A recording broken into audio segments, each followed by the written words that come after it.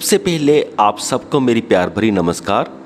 जब Zen master Dogon अपने spiritual guru's के पास जाते थे तो उनको एक सवाल से बड़ी परेशानी रहती थी।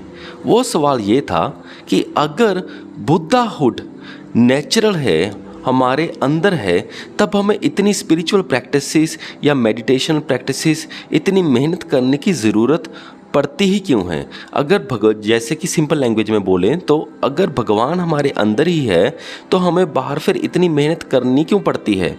तो उस भगवान को हासिल करना या बुद्धाहुड को हासिल करना या अपने रियल नेचर को हासिल करना तो फिर बहुत आसान होना चाहिए। तो वो अपने कुछ गुरुस के पास गए तो उनको वहाँ से आंसर नहीं मिला। फिर वो एंड पर एक स्पिरिचुअल मास्टर के पास गए जिनका नाम था जू चिंग। तो उनके पास गए, उन्होंने उसका जवाब दिया। उन्होंने कहा तुझे कहीं जाने की ज़रूरत नहीं है, कुछ भी करने की ज़रूरत नहीं है, जहाँ भी हो बस वहीं पर सेटल हो जाओ, वहीं पर तुझे सब कुछ मिल जाएगा जो तुम चाहते हो। ये कहानी तो यहाँ पर ख़त्म होती है, पर जैसे ही मैंने वो शब्द पढ़ा सेटल, तो सेटल शब्द से मुझे एक और छोटी सी कहानी याद आ गई। तो सेटल होने का मतलब क्या है? सेटल होने का मतलब ये नहीं है कि नौकरी ढूंढ लो या घर बसा लो, ऐसा बिल्कुल नहीं है, ये आजकल के ज़माने का है।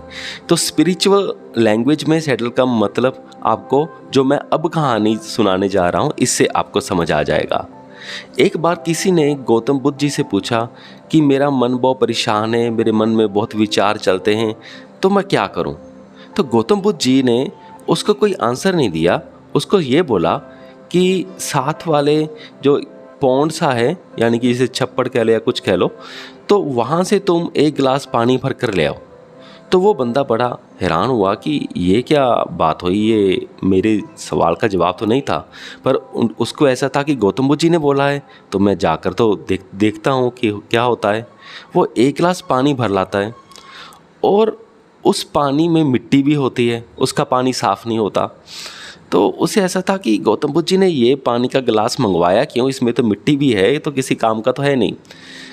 तो गौतम बुद्ध जी के पास वो वही गिलास लेकर चला जाता है। तो गौतम बुद्ध जी उसे कहते हैं कि जो ये गिलास है इसे तुम एक साइड पे रख दो और 2-3 घंटे के बाद जाकर उसे देखना, यानी कि कुछ समय बाद उसे जाकर देखना।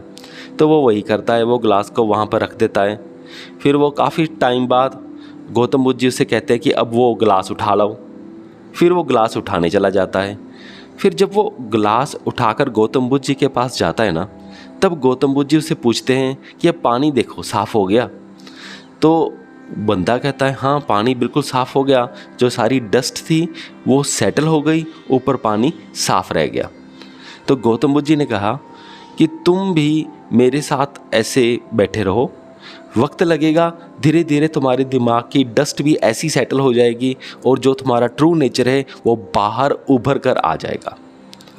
तो जो मैंने पहले कहानी सुनाई थी वहाँ पे मैंने वर्ड सेटल की बात करी थी।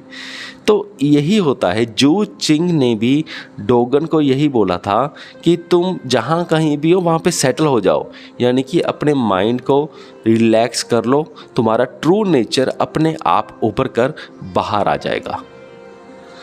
मुझे पूरी उम्मीद है कि आप सबको ये दोनों कहानियाँ समझ में आ गई होगी। इस वीडियो को यहाँ तक देखने के लिए आपका बहुत बहुत धन्यवाद।